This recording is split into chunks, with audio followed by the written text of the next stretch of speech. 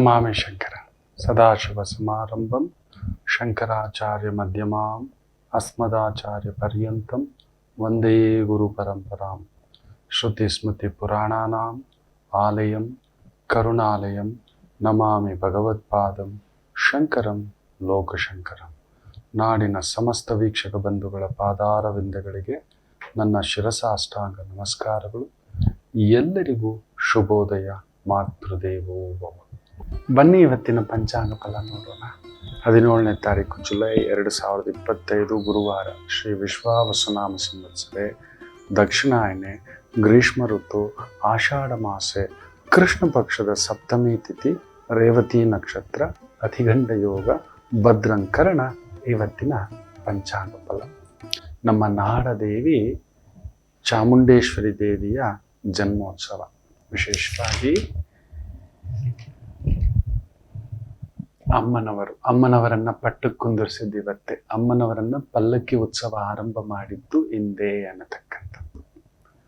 ಎಲ್ಲರೂ ಹತ್ತಿರದಲ್ಲಿರೋರು ಹೋಗಿ ಬನ್ನಿ. ಯಾಕಂದ್ರೆ ಈಗ ನಡೆಯುತ್ತಿರತಕ್ಕಂಥ ಈ ದುಷ್ಟ ಚತುಷ್ಟಯ ಕೂಟ ಹೇಗೆ 18 ಅಕ್ಷೋಹಿಣಿ ಸೈನ್ಯವನ್ನ ತಿಂದಾಕಿ ಬಿಡುತ್ತೋ, ಸಾಮಾನ್ಯರನ್ನ ಬಿಡುತ್ತ ಮಕ್ಕಳೇ.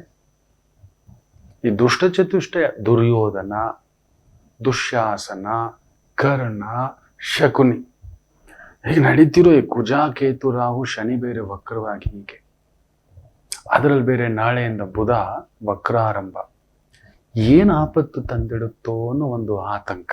ನದಿ ತೀರ ಎಚ್ಚರಿಕೆ, ಕರೆಂಟ್ಗಳ ಹತ್ರ ಎಚ್ಚರಿಕೆ, ಮಿಂಚುಗಳು, ಸಿಡಿಲುಗಳು, ಗುಡುಗು, ರಾತ್ರಿ ಡ್ರೈವಿಂಗ್, ಟ್ರಕ್ಗಳಲ್ಲಿ ಡ್ರೈವರ್ ಆಗಿರೋರು, ನೈಟ್ ಡ್ರೈವ್ ಹೋಗಲೇಬೇಡಿ, ಲಾಂಗ್ ಡ್ರೈವ್ ಹೋಗಲೇಬೇಡಿ, ಕುಡಿದು ಡ್ರೈವ್ ಮಾಡ್ತಕ್ಕಂಥದ್ದು ಹೋಗಬೇಡಿ.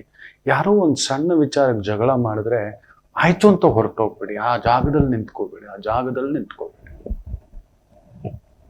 ನಮ್ಮ ಕಂಟ್ರೋಲ್ ನಾವಿರುವುದಿಲ್ಲ. ಯಾಕಂದ್ರೆ ನಮ್ಮ ಒಳಗಡೆ ಅಸುರ ಶಕ್ತಿಗಳಿದ್ದಾವೆ. ಯಾಕಂದ್ರೆ ನೀವು ನೋಡಿ, ಕೃತಾಯುಗದಲ್ಲಿ ಒಂದೇ ತಾಯಿಯ ಮಕ್ಕಳಾಗಿ ಹಿರಣ್ಯಾಕ್ಷ, ಹಿರಣ್ಯಕಶಿಪು ಹುಟ್ಟಿದ್ದು. ಆಮೇಲೆ ಈ ಒಂದು ತ್ರೇತಾಯುಗದಲ್ಲಿ ಇಲ್ಲುಟ್ಟಿದ್ದು ಅವಳಿ ಜವಳಿ ಮಕ್ಕಳು.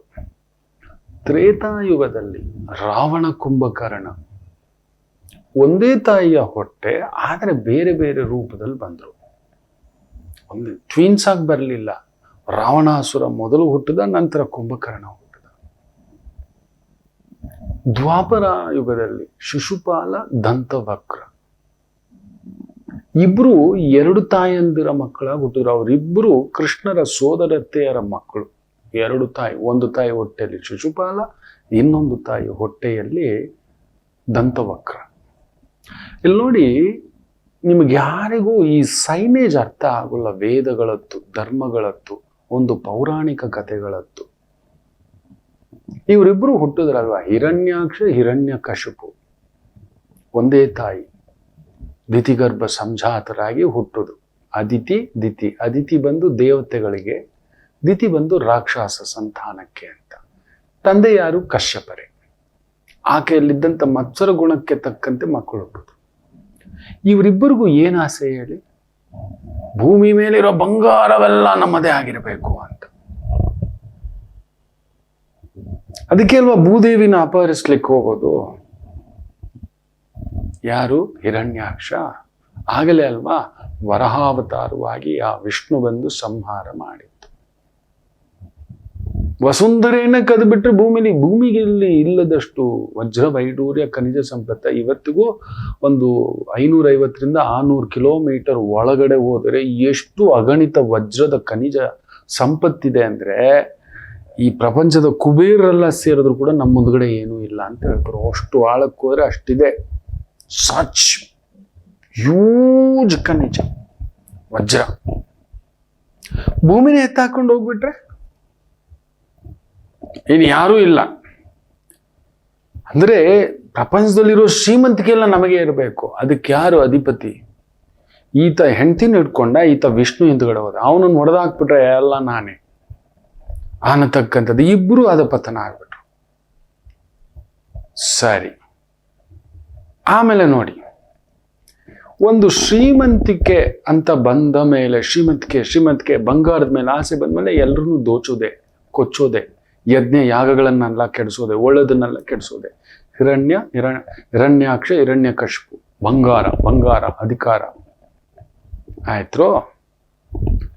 ಯಾವಾಗ ದುಡ್ಡು ಬರುತ್ತೋ ನೀವು ಶ್ರೀಮಂತರನ್ನ ನೋಡಿ, ಅವ್ರು ಯಾರನ್ನಾದ್ರೂ ಬೆಳಿಲಿಕ್ಕೆ ಬಿಡ್ತಾರ? ಮೊನ್ನೆ ಕೂಡ ನಿತಿನ್ ಗಡ್ಕರಿ ಸಾಹೇಬ್ರು, ನಮ್ಮ ಟ್ರಾನ್ಸ್ಪೋರ್ಟ್ ಸೆಂಟ್ರಲ್ ಮಿನಿಸ್ಟರ್ ಹೇಳ್ತಾರೆ, ಪ್ರಪಂಚದ ಅತಿ ದೊಡ್ಡ ದುಡ್ಡೆಲ್ಲ, ಜಾಸ್ತಿ ದುಡ್ಡೆಲ್ಲ ಬರೀ ಇಷ್ಟೇ ಕಡಿಮೆ ಜನರ ಹತ್ರ ಇದೆ, ಬಡತನ ಜಾಸ್ತಿ ಆಗ್ತಿದೆ ಅಂತಾರೆ. ಯೋಚನೆ ಮಾಡಿ ನೋಡಿ, ಪ್ರಪಂಚದ ದುಡ್ಡು 100 ರೂಪಾಯಲ್ಲಿ 90 ರೂಪಾಯಿ 90 ಜನರ ಹತ್ರ ಇದೆ, ಇನ್ನು 10 ರೂಪಾಯಿ ಈ ಒಂದು 800 ಕೋಟಿ ಜನರ ಹತ್ರ ಇದೆ. ಸರಿಸಮಾನವಾಗಿ ಪಾಲಾಗಿಲ್ಲ ಅಂತ ಇವ್ರು ಬಿಡ್ತಾರ? ಶ್ರೀಮಂತರು ಇನ್ನೊಬ್ಬನ ಬೆಳವಣಿಗೆ ಆಗ್ಲಿಕ್ಕೆ ಬಿಡ್ತಾರ? ಕಬ್ಜಾ. ಮೊನ್ನೆ ಕೂಡ MB ಪಾಟೀಲ್ ಸಾಹೇಬ್ರು ಹೇಳ್ತಾರೆ, ನೀವು ನೋಡಿ ಈ ದೇವನಹಳ್ಳಿಯ ಕತೆ, ಅಲ್ಲಿ ನಡೀತಿದ್ದೆ, ನಮ್ ಜಾಗ ಆಗ್ಬಾರ್ದು, ಇನ್ನೊಂದು ಆಗ್ಬಾರ್ದು, ನಮ್ ತೋಟ ಇನ್ನೊಂದು ಬೆಳೆಸ್ಕೊಂಡಿದ್ದೀವಿ ಅದು ಇದು ಅಂತ. ಎಂತೆಂಥ ದೊಡ್ಡವ್ರದ್ದು ಎಷ್ಟೆಷ್ಟು 100 ಎಕರೆ 1000 ಎಕರೆ ಅಲ್ಲಿ ಕಂಟ್ರೋಲ್ ಇಲ್ಲಿದ್ದೆ ಅಂತ ನನಗೆ ಗೊತ್ತಿದೆ ಅಂತ ಹೇಳ್ತಾರೆ ಪಾಟೀಲ್ ಸಾಹೇಬ್ರೆ. ಸರ್ಕಾರದ ಬಹುದೊಡ್ಡ ಉನ್ನತ ಸ್ಥಾನದಲ್ಲಿರುವ ಕ್ಯಾಬಿನೆಟ್ ಮಿನಿಸ್ಟರ್, MB ಪಾಟೀಲ್ ಅವರು ಸಾಮಾನ್ಯ ಸ್ಥಾನ ಅಲ್ಲ, ಕ್ಯಾಬಿನೆಟ್ ಮಿನಿಸ್ಟರ್. ಯಾರ್ಯಾರ ಹೆಸರಲ್ಲಿ ಅಲ್ಲಿ ಎಷ್ಟೆಷ್ಟು 100 ಎಕರೆ ಇದೆ, 1000 ಎಕರೆ ಇದೆ ದೇವನಹಳ್ಳಿ ಹತ್ರ ಅಂತ ನನಗೆ ಗೊತ್ತಿದೆ ಅಂತ ಹೇಳ್ತಾರೆ. ಬಿಡ್ತಾನ? ಇವತ್ತು ಭೂಮಿ ಬಂಗಾರದ ಬೆಲೆ ಆಗ್ಲಿಕ್ಕೆ ಕಾರಣ ಈ ಶ್ರೀಮಂತರ ಕೊಳ್ಳುಬಾಕುತನ. ಹೌದು, ನೀವು ನಂಬಲ್ಲ, ಕೊಳ್ಳೇಗಾಲದ ಹತ್ರ ಹನೂರ್ ಹತ್ರ ಒಂದು ಪುಟ್ಟು ತೋಟ ಇದೆ ನನ್ನ ಹತ್ರ. ಅಲ್ಲಿ ಕೇಳೋರಿರ್ಲಿಲ್ಲ, ನೀವು ನಂಬಲ್ಲ, 2 ಲಕ್ಷ 3 ಲಕ್ಷಕ್ಕೆ ಎಕರೆ ಇರಲಿಲ್ಲ. ಅಲ್ಲೊಂದು ಸೋಲಾರ್ ಪಾರ್ಕ್ ಬಂದ್ಬಿಡ್ತು ಮಕ್ಕಳೇ, ಬಂಗಾರದ ಬೆಲೆ ಬಂದ್ಬಿಡ್ತು. ಅಲ್ಲಿ ಒಂದು 800,000 ಎಕರೆ ಸೋಲಾರ್ ಪಾರ್ಕ್ ಬಂದ್ಬಿಟ್ಟಿದೆ, ಸೋಲಾರ್ ವಿದ್ಯುತ್ತು ಬಂದ್ಬಿಟ್ಟಿದೆ. ಯಾರು 800,000 ಎಕರೆ ತಗೊಳಕ್ಕಾಗುತ್ತೆ? ಯೋಚನೆ ಮಾಡಿ ನೋಡಿ. ಒಬ್ಬ ಸಾಮಾನ್ಯ ರೈತ ಏನೋ ಬೆಳೆ ತಗೊಂಡು ಏನೋ ಒಂದು ಅಲ್ಲಿ ಆ ಭಾಗ ಬಂದು ಮಲೆ ಮಹದೇಶ್ವರ ಬೆಟ್ಟದ ಒಂದು ತಾಯಿ ಜಗನ್ಮಾತೆ, ಪ್ರಸನ್ನ ಮೀನಾಕ್ಷಿ, ಆದಿಮಾರಮ್ಮ, ಮಧ್ಯರಂಗ, ಎಂತ ಪುಣ್ಯಕ್ಷೇತ್ರಗಳಿದ್ದಾವೆ ಗೊತ್ತಾ? ಭರಚುಕ್ಕಿ, ಗಗನ ಚುಕ್ಕಿ, ಆ ನೋಡೋ ಆನಂದ, ಆ ಸಮಾಧಾನ ನಮಗ್ ಗೊತ್ತಿದೆ. ಇವತ್ತು ಇದು ಮಾಡಿಟ್ಕೊಂಡಿರೋ ಕತೆಗಳು ಎಲ್ಲೋದ್ರು. ಬೆಟ್ಟದ ಮೇಲೆ ಮನೆಯ ಮಾಡಿ ಕ್ರೂರ ಮೃಗಗಳಿಗೆ ಅಂಜಿದ ಅಂತಡಯ್ಯ ಅಂತ ಹೇಳ್ತಿದ್ರು, ಹೌದಲ್ವಾ? ಬೆಟ್ಟದ ಮೇಲೆ ಮನೆ ಮಾಡಿದ್ವಿ ಬಿಟ್ಟು ಕ್ರೂರ ಮೃಗಗಳು ಬಂದ್ಬಿಡ್ತವೆ, ಸರ್ಪಗಳು ಬಂದ್ಬಿಡ್ತವೆ, ಇದಕ್ಕಿಂತ ಯಾಕೋ ಭಯ ಪಡ್ತೇವೆ, ಮಾಡಿದ್ದೆ ತಪ್ಪು ಅಂತ. ಇವತ್ತು ಹಂಗಲ್ಲ, ಬೆಟ್ಟದ ಮೇಲೆಲ್ಲ ಮನೆಗಳೇ. ನೀವು ಸಕಲೇಶ್ಪುರದಲ್ಲಿ ಕೇಳೋರ್ ದಿಕ್ಕಿರ್ಲಿಲ್ಲ, ನಂಬ್ತೀರಾ? ಬರೀ ರೆಸಾರ್ಟ್ಗಳೇ, ಚಿಕ್ಕಮಂಗ್ಳೂರು ಬರೀ ರೆಸಾರ್ಟ್ಗಳೇ. ಹೌದು, ಬರೀ ರೆಸಾರ್ಟ್ಗಳೇ. ಗುಡ್ಡ ಕುಸಿದೆ, ಆ ಗುಡ್ಡದ ಮೇಲೆ ಹೋಗಿ ಹಾಕಿ ಭರ್ಜರಿ ಹಾಕಿ ಬರೀ ರೆಸಾರ್ಟ್ಗಳು ಮಾಡಿಟ್ಬಿಟ್ಟಿದ್ದಾರೆ. ಈ ನಂದಿ, ನೀವು ನಂಬೋಲ್ಲ, ಇವತ್ತು ಅಲ್ಲಿ 7 ಕೋಟಿಯ ಮನೆ, 7 ಕೋಟಿ ಶಿವ ನಂದಿ ಹತ್ರ ಮನೆ, 10 minutes drive, beautiful hill view, 7 ಕೋಟಿ ಅಂತ ಮನೆ. ಒಂದು ಆಡು, ಅಪ್ಪ ರಾಮಚಂದ್ರ, ಕನಸಲ್ಲೂ ನೆನೆಸ್ಲಿಕ್ಕಾಗಲ್ಲ, ಕನಸಲ್ಲೂ ನೆನೆಸ್ಲಿಕ್ಕಾಗಲ್ಲ. ನಮ್ಮ ಬೆಟ್ಟ ಗುಡ್ಡಗಳನ್ನೆಲ್ಲ ತಿಂದಾಕ್ಬಿಟ್ಟಿದೆ. ಈಗ ಮೊನ್ನೆ ನಂದಿಯಲ್ಲೇ ಅಧಿವೇಶನ ನಡೆದಿದ್ದು ಸ್ವಾಮಿ. ಇದು ಯಾರೋ ಬಂದ ಪುಣ್ಯಾತ್ಮ ನಂದೊಂದು ಮಾಡ್ತೀನಿ ಅಂತ ಹೇಳ್ದ, ಅವನಿಗೆ ಬರ್ಕೊಟ್ರು 100 ಎಕರೆ ತಗೊಳ್ಳಿ. ನಾಲೆಯ ಒಂದು ಧರ್ಮ, ಒಂದು 5 ಎಕರೆ 10 ಎಕರೆ ಸಾಕು, ದುಡ್ಡು ಕೊಟ್ಟು ತಗೊಳ್ಳಿ ಆತ, ದುಡ್ಡು ಕೊಟ್ಟು ತಗೊಳ್ಳಿ. ನಾವೇನು ಗಿಫ್ಟ್ ಕೊಡೋದು? ಅದನ್ನ ಬಡವ್ರು ಕೊಟ್ಬಿಟ್ಟಿದ್ರೆ ಮಾಡ್ಕೊಳ್ರಪ್ಪ ಅಂತ ಎಲ್ಲ ಮಾಡಿಟ್ಬಿಟ್ಟಿದ್ದಾವೆ. ಹಿರಣ್ಯಾಕ್ಷ, ಹಿರಣ್ಯಕಶಿಪು ಅದೇ ಮಾಡಿದ್ದು. ಬಂದಿದ್ದೆ ನೋಡಿ, ಇನ್ನೊಂದು ಜನ್ಮ ಅಂತ ಬಂದಿದ್ದೆ. ಶ್ರೀಮಂತಿಗೆ ಬಂದ ತಕ್ಷಣ ಮನುಷ್ಯನಿಗೆ ನೆತ್ತಿಗೆ ಇರೋದು ಏನು ಗೊತ್ತಾ? ಅಂದವಾಗಿರೋದೆಲ್ಲ ನನಗೆ ಇರಬೇಕು. ಜಗತ್ತಿನ ಅಂದವೆಲ್ಲ ನನ್ನ ಕಾಲ ಬಳಿ. ರಾವಣಾಸುರನಿಗೆ ಬಂದಿದೆ ಬುದ್ಧಿ ಅದೇ.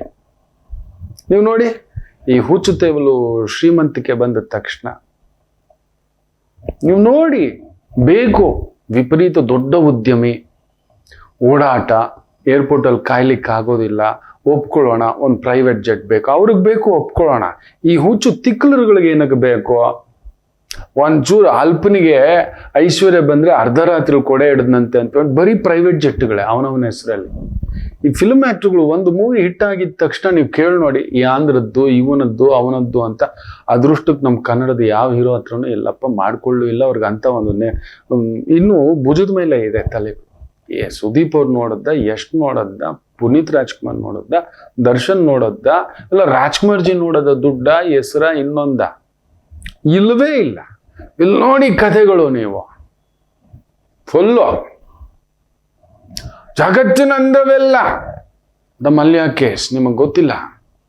ಅದು ಒಂದು ದೊಡ್ಡ ದಂತಕತೆ. ಜಗತ್ತಿನ ಅತಿ ದೊಡ್ಡ ಸುಂದರಿ ಸ್ತ್ರೀಯರು ಅವನ ಹತ್ರ. ಅದು ಏನು ಸ್ವಿಮ್ಮಿಂಗ್ ಪೂಲ್ಗಳು ಮಾಡಿಟ್ಟಿದ್ದ ಸ್ವಾಮಿ, ನಿಮ್ಗೆ ಹೇಳ್ಬಾರ್ದಷ್ಟೇ. ಒಂದೊಂದು ಸ್ವಿಮ್ಮಿಂಗ್ ಪೂಲಲ್ಲಿ ನೀರು ಇರ್ತಿರ್ಲಿಲ್ಲ, ಡ್ರಿಂಕೆ.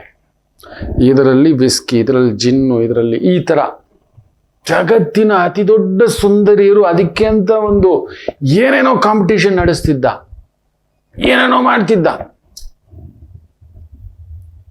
ಐಲು ದೊರೆ, ಹುಚ್ಚು ದೊರೆ, ಹುಚ್ಚು ದುಡ್ಡು, ಕುಡಿತದ ದುಡ್ಡು, ಜೂಜಿನ ದುಡ್ಡು. ಅವನ ಹತ್ರ ಏನು ಕಿಂಗ್ ಫಿಶರ್ ಕುದುರೆಗಳು, ರೇಸು ಎಲ್ಲ. ಏನ್ ಮಾಡ್ದ ಹೇಳಿ? ಸುಂದರವಾಗಿರೋದೆಲ್ಲ ನನ್ನ ಮನೇಲಿ ಇರ್ಬೇಕು, ಹಾಳಾಗೋದು. ಅದೇ ಆಗಿದ್ದು ರಾವಣಾಸುರ. ಮೊದಲನೇ ಜನ್ಮದಲ್ಲೇನೋ ದುಡ್ಡು, ಅಧಿಕಾರ ದುಡ್ಡು. ಎರಡನೇ ಜನ್ಮದಲ್ಲಿ ಅಂದವಾಗಿರೋದೆಲ್ಲ ನನಗಿರಬೇಕು, ಅಂದವಾಗಿರೋದೆಲ್ಲ. ಅದಕ್ಕೆ ಸೀತಮ್ಮನ ಹಿಂದ್ಗಡೆ ಹೋಗ್ಬಿಟ್ಟು ಸರ್ವನಾಶ ಆಗಿಬಿಟ್ಟ. ಇದು ಕಲಿಯುಗದಲ್ಲಿ ನಡೀತಿರೋದನ್ನ ಅವತ್ತೇ ತೋರಿಸ್ಕೊಟ್ಬಿಟ್ಟಿದ್ದಾರೆ. ಒಂದೊಂದು ಯುಗಕ್ಕೆ ಮನುಷ್ಯ ಹೇಗೆಲ್ಲ ಬದಲಾಗ್ತಿದ್ದ. ಒಂದೇ ತಾಯಿ ಹೊಟ್ಟೆಲ್ಲಿ ಹುಟ್ಟಿದ್ರು, ಈ ಎರಡನೇ ಅವತಾರದಲ್ಲಿ ಎರಡು ರೂಪದಲ್ಲಿ ಬಂದ್ರು. ನಂತರ ಆದ್ರೂ ಬಿಟ್ಟಿಲ್ಲ ಬುದ್ಧಿ. ಅಂದ ನನ್ನದು. ನೀವು ರಾವಣಾಸುರ, ತಾಯಿ ಜಗನ್ಮಾತೆ ಸೀತಮ್ಮ 36ನೇವಳೋ ಏನೋ ಅವನು ಎತ್ತಾಕೊಂಡು ಬಂದಿರೋದು. ಹುಡುಕಿದ್ರೆ ನಮ್ಮ ಗುರುಗಳು ಹೇಳಿದ್ದು, ಲಿಸ್ಟ್ ಹೇಳೋರು. ಇಂತಿಂತ ಊರಿನ ಸ್ತ್ರೀ, ಇಂತಿಂತ ಊರಿನ ಸ್ತ್ರೀ ಅನ್ನತಕ್ಕಂಥದ್ದು. ಖುದ್ದು ತನ್ನ ಅಣ್ಣನ ಹೆಂಡ್ತಿನ ಬಿಡ್ಲಿಲ್ಲ ಅವನು. ಅಂದವಾಗಿದ್ರೆ ನನಗೆ ಬೇಕು ಅಪ್ಕೊಂಡು. ಇದು ದುಡ್ಡು ಬಂದವ್ರು ನೋಡಿ, ಎಲ್ಲೋಗ್ತಾರೆ ನೋಡಿ, ಏನ್ ಮಾಡ್ತಾರೆ ನೋಡಿ. ಆ ಹುಚ್ಚು ತಲೆ ಹರಟೆಗಳು ಇದನ್ನೆಲ್ಲ ತೋರಿಸ್ಕೊಟ್ಟು ಮನುಷ್ಯನಿಗೆ ದುಡ್ಡು ಬಂದ್ರೆ ಇನ್ನೇನು ಮಾಡ್ತಾನೆ, ಮತ್ತೆ ಮದುವೆ ಇರಿದ್ರೆ ಇನ್ನೆಂತ ಎತ್ತರಕ್ಕೆ ಹೋಗ್ತಾನೆ ಅಂತಕ್ಕಂಥದ್ದು. ಮೂರನೆಯ ಪರಮಾವಧಿ ಯಾವುದು ಗೊತ್ತರ? ದ್ವಾಪರ ಯುಗದಲ್ಲಿ ನಡೆಯುತ್ತೆ. ಅಸೂಯ. ನಾನೊಬ್ಬನೇ ಚೆನ್ನಾಗಿರ್ಬೇಕು, ಇನ್ನೊಬ್ಬ ಚೆನ್ನಾಗಿರೋದು ಸಹಿಸಲ್ಲ. ಶಿಶುಪಾಲನ್ಗಾಗ್ಲಿಲ್ಲ ಅದೇ. ಶಿಶುಪಾಲ ದಂತವಕ್ರರಿಗೆ ಶ್ರೀಕೃಷ್ಣರ ಹೆಸರು, ಕೀರ್ತಿ, ಪ್ರತಿಷ್ಠೆ ಸಹಿಸ್ಲೇ ಇಲ್ಲ. ಇವನಿಗೇನಕ್ಕೋ ಕೊಡೋದು? ಭೀಷ್ಮರಿಗಿಂತಲ ಆ ಸ್ಥಾನಕ್ಕೆ ಮೊದಲ ರಾಜಸೂಯ ಯಾಗದಲ್ಲಿ ಮೊದಲ ಪೂಜೆ ಆಗಬೇಕು ಅಂದರೆ ಅನ್ನತಕ್ಕಂಥದ್ ರೀತಿ ಎಂತೆಂಥವ್ರಿದ್ದಾರೆ. ಇವನು ಯಾರು? ಕಳ್ಳ ಕೃಷ್ಣನಿಗೆ ಕೊಡೋದು, ಓಡೋಗೋ ಕೃಷ್ಣ ಪುಕ್ಕಲ್ ಕೃಷ್ಣನಿಗೆ ಕೊಡೋದು. ಇವನೇನು ಯಾವ ರಾಜ? ಭೀಷ್ಮರೇ ಅಂತ ಹೇಳ್ತಾರೆ. ರಾಜರುಗಳಿಗೆಲ್ಲ ರಾಜರ್ಷಿ, ಇದು ಮಹರ್ಷಿಗಳಿಗೆಲ್ಲ ಮಹರ್ಷಿ. ಆಹಾ,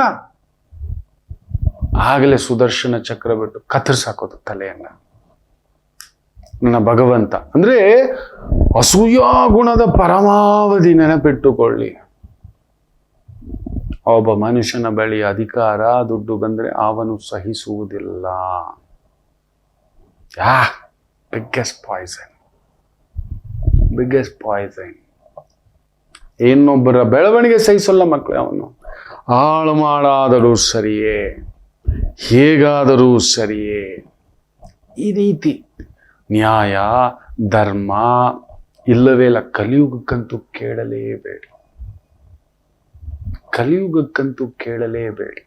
ನೀವು ನಂಬೋಲ್ಲ, ನಮ್ಮದೊಂದು ಅಂಗಡಿ ಇತ್ತು, ಪುಟ್ಟ ಕಿರಾಣಿ ಅಂಗಡಿ. ಅಪ್ಪ ಬೆಳಗ್ಗೆ 4 ಗಂಟೆಗೆ ಎಬ್ಬಿಸೋರು, ಓದಿಸ್ತಾ ಅವರು ಸ್ನಾನ ಮಾಡಿ ಬಂದು ದೀಪ ಹಚ್ಚಿ ಸೂರ್ಯ ನಮಸ್ಕಾರ 5:15, 5:20 ಬ್ರಾಹ್ಮಿ ಮುಹೂರ್ತದಲ್ಲಿ ಒಂದು ಪುಟ್ ಕಾಫಿ ಕುಡಿದು ಎಲ್ಲ ಲಿಸ್ಟ್ ಮಾಡಿಕೊಂಡು ಯಶವಂತಪುರ ಅಂತ ಮಾರ್ಕೆಟ್ ಹೋಗೋರು. ಕಿರಾಣಿ ಅಂಗಡಿನಲ್ಲಿ ನಾನು ಕೂತ್ಕೋಬೇಕಿತ್ತು. ಯಾರೂ ಬರಲ್ಲ. ಅಲ್ಲೇ ದೇವಸ್ಥಾನ. ಅಮ್ಮನವ್ರ ದೇವಸ್ಥಾನ, ನನ್ನ ಗಂಗಮ್ಮ ದೇವಸ್ಥಾನ, ದೊಡ್ಡ ಅಂಗಡಿ ನಮ್ಮದು. ಯಾವ ಮಟ್ಟಕ್ಕೆ ನಮ್ಮ ಕಿರಾಣಿ ಸಪ್ಲೈ ಆಗ್ತಿತ್ತಂದ್ರೆ HL ಫ್ಯಾಕ್ಟ್ರಿ, ಬೆಮ್ಮೆಲ್ ಫ್ಯಾಕ್ಟ್ರಿ, ಈ ಥರದ ಫ್ಯಾಕ್ಟ್ರಿ ಎಂಪ್ಲಾಯೀಸ್ಗೆ ಸಪ್ಲೈ ಆಗ್ತಿತ್ತು, ಫ್ಯಾಕ್ಟ್ರಿ ಕ್ಯಾಂಟೀನ್ಸ್ಗೆಲ್ಲ ಸಪ್ಲೈ ಆಗ್ತಿತ್ತು. One of the wonder. ನನ್ನ ತಂದೆ ಇಬ್ಬರು ಆರಂಭ ಮಾಡಿದ್ದು. ಅವರು ಹೋಲ್ಸೇಲ್ಗೆ ಹೋದ್ರು, ನನ್ನ ತಂದೆ ಈ ಚಿಲ್ಲರೆ ವ್ಯಾಪಾರಕ್ಕೆ ಹೇಳಿದ್ರು. ಹೋಲ್ಸೇಲ್ಗೆ ಮಾಡಿದ್ರೆ ಅದೆಲ್ಗೋ ಹೋಗ್ತಿತ್ತೇನೋ ಗೊತ್ತಿಲ್ಲ. ಯೋಗ ಅಂತ ಹೇಳ್ತೀವಿ. ಅದೇ ಹೋಲ್ಸೇಲ್ ವ್ಯಾಪಾರಿ 10 ಊರಿಗೆ ಶ್ರೀಮಂತರಾದ್ರು. ಆತನ ಯೋಗ. ನಾವು ಪಾಲಿಗೆ ಬಂದಿದ್ದ ಪಂಚಾಮೃತ. ಅಪ್ಪ ಮಾತ್ರ ತುಂಬಾ ನಿಜಾಯಿತಿ, ನಿಯತ್ತು. ನಾನು ಕೇಳ್ತಿದ್ದೆ, ಬೆಳಿಗ್ಗೆ 5 ಗಂಟೆಗೆ ಯಾರು ಬರ್ತಾರೆ ಅಯ್ಯ? ಮಾತಾಡೋಕ್ ಭಾರಿ ಭಯ. ಅದು ಅನುಭವ. ಅಯ್ಯೋಯ್ಯೋ, ಅಪ್ಪ ಮುಷ್ಟಿ ನೋಡ್ಬೇಕು, ಹೊಡೆದ ಅಂದ್ರೆ ಅಯ್ಯೋಯ್ಯೋ. ಇವತ್ತಿಗೂ ನನ್ನ ತಂದೆ ನೆನ್ಸ್ಕೊತೇನೆ. ಮೊನ್ನೆ ಕೂಡ ನನ್ನ ತಮ್ಮ ನಡಿಬೇಕಾದ್ರೆ ಅವನ ಹಿಂದ್ಗಡೆ ಅವನ ಭುಜ ಆಗಲ್ಲ. ನನ್ನ ತಂದೆ ಥರನೇ ತಲೆ ತಗ್ಗಿಸ್ಕೊಂಡು ಬಕ್ಕೊಂಡು ನಡೆಯುತ್ತೆ. ಅಪ್ಪನ ನೋಡಿದಾಗ ಆಗುತ್ತೋ, ನಿನ್ನ ನೋಡಿದ್ರೆ ಅಂತ ನಕ್ಬಿಟ್ಟ. ಅದೇ ಕಣ್ಣು. ಹಿಂದ್ಗಡೆಯಿಂದ ನೋಡಿದ್ರೆ ನನ್ನ ಅಪ್ಪನೇ, ನನ್ನ ತಮ್ಮ. ಇಲ್ಲ ಆಗ್ಲಿ, ಧರ್ಮ ದೇವತೆ ನಮಗೆ ಧರ್ಮವನ್ನೇ ಹೇಳ್ಕೊಟ್ಟವ್ರು. ಒಂದ್ ದಿನ ರಾತ್ರಿ ಕೇಳೇಬಿಟ್ಟೆ, ಅಪ್ಪ ಬೆಳಿಗ್ಗೆ 5 ಗಂಟೆಗೆ ಯಾರು ಬರ್ತಾರಪ್ಪ? ಯಾರು ಬಂದು ಏನೂ ತಗೊಳ್ಳಲ್ಲ. ಒಂದು 6:30, 7 ಗಂಟೆ ಮೇಲೆ ತರಕಾರಿ, ಹಾಲು, ಸೊಪ್ಪು ಅಂತ ಬರ್ತಾರೆ. ನೀವು ನೋಡಿದೆ 5 ಗಂಟೆಗೆ ಅಂಗಡಿ ತೆರೆದು ನನಗೊಂದು ನಿದ್ದೆ. ಹುಡುಗಾಟಿಕೆ ಬುದ್ಧಿ. ಅಪ್ಪ ಆಗ ಹೇಳಿದ ಮಾತು ನನ್ನ ಜೀವನ ಪರ್ಯಂತ ರೋಮಗಳು ನಿಲ್ಸಿದೆ ಮಕ್ಕಳೇ. ಧರ್ಮ ದೇವತೆ, ಧರ್ಮಕ್ಕೆ. ನೋಡಪ್ಪ, ಬೆಳಿಗ್ಗೆ 5 ಗಂಟೆಗೆ ಏನಕ್ಕೆ ತೆಗಿತೀವಿ ಗೊತ್ತಾ? ನಾನು ಕೇಳಿಬಿಟ್ಟೆ, ಏನು ಲೈನ್ ನಿಂತ್ಕೋತಾರ ಬೆಳಗ್ಗೆ 5 ಗಂಟೆಗೆ? ಯಾರೂ ಬರಲ್ಲ ಅಂತ. ಬೆಳಿಗ್ಗೆ ಲೈನು ನಿಲ್ಲಲಿಕ್ಕೆ ನಾನು ಅಂಗಡಿ ತೆಗಿತಿಲ್ಲಪ್ಪ.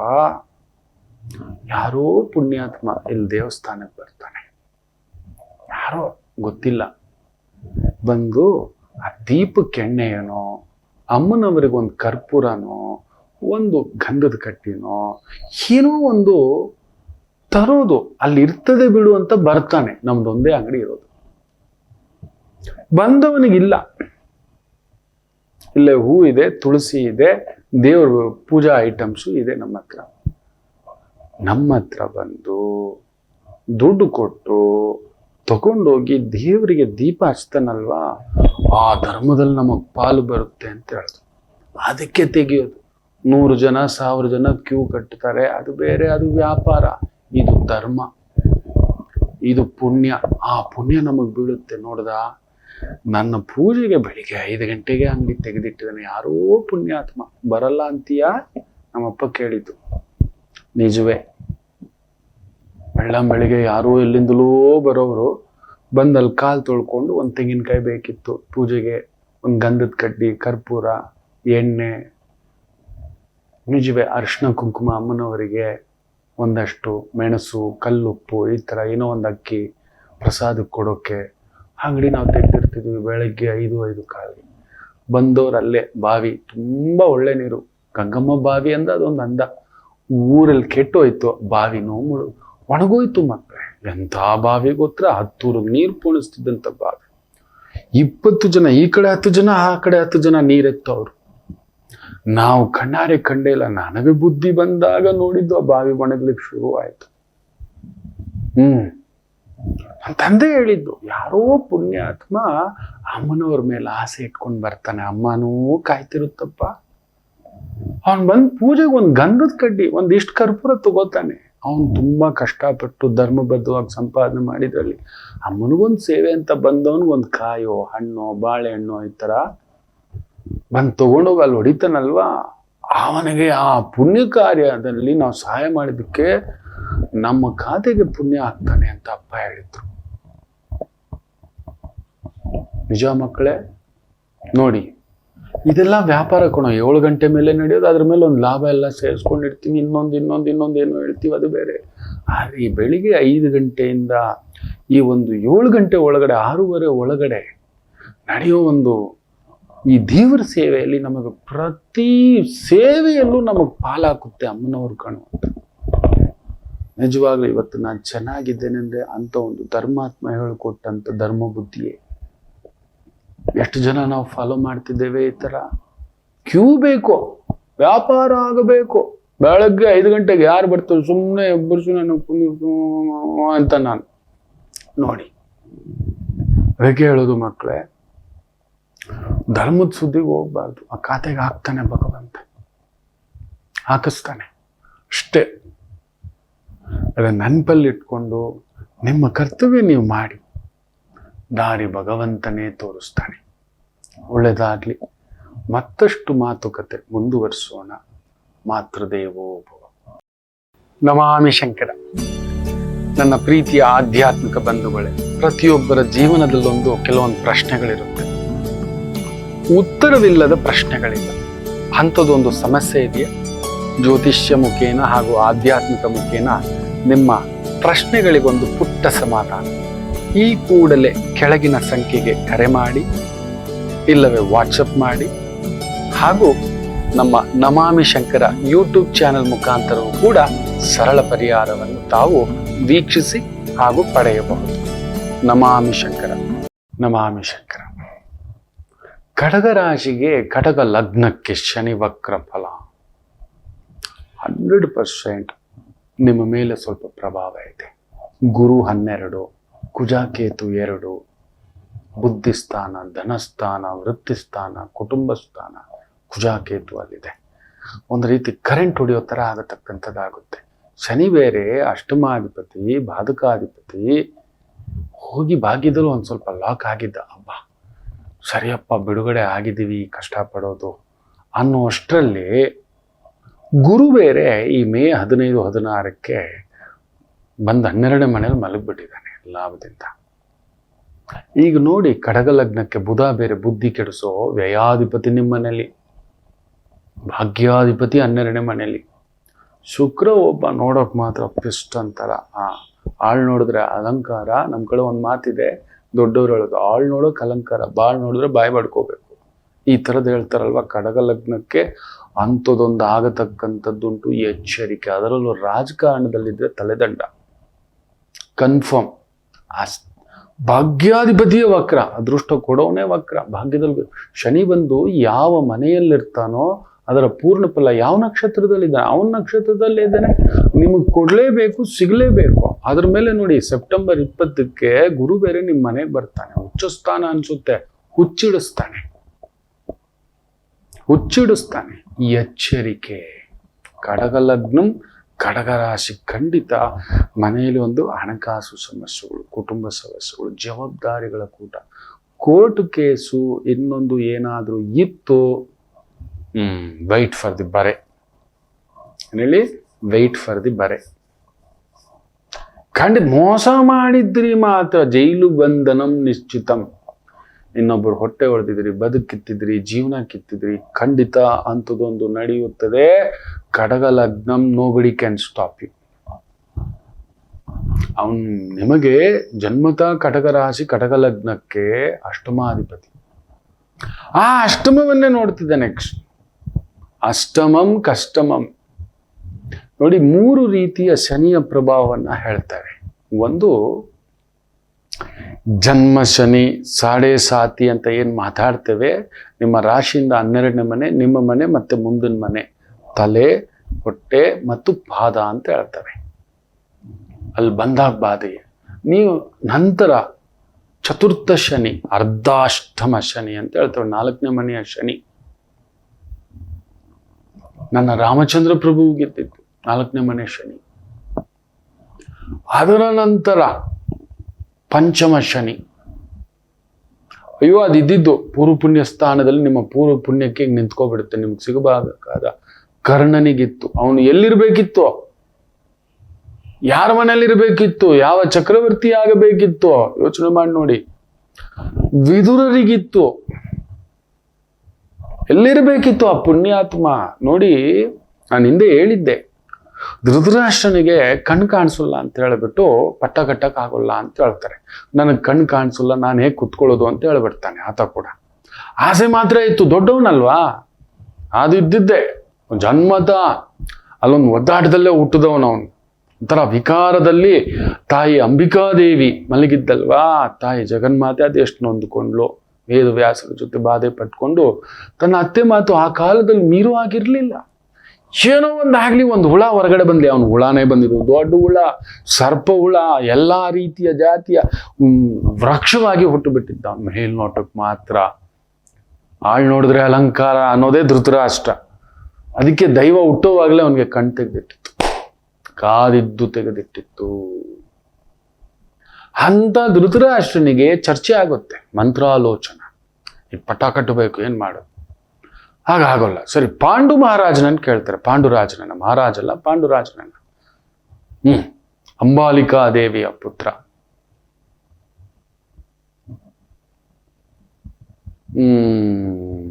ಏನಪ್ಪ ನೀನ್ ಆಗು ಅಂತ.